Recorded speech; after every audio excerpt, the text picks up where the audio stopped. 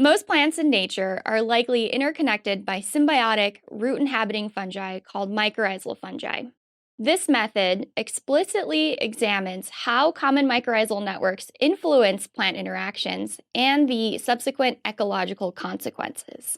With this method, we can explicitly examine the role of common mycorrhizal networks while allowing all plants to be colonized by fungi, as opposed to excluding fungi, which results in poorly growing plants.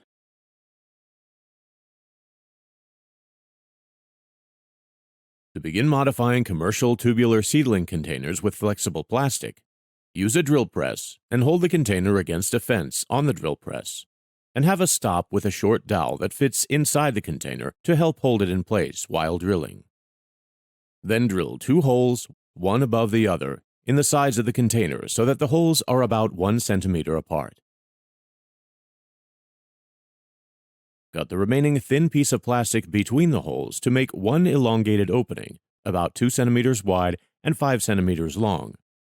Repeat cutting these elongated openings on the opposite side of the container.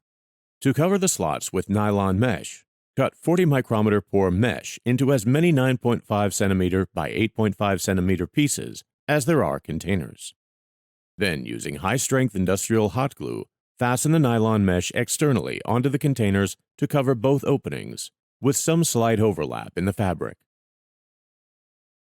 Apply hot glue around the openings on the container and along the long edges on the nylon mesh, and roll the container onto the nylon mesh and hydrophobic membrane when used, to avoid burning your fingers.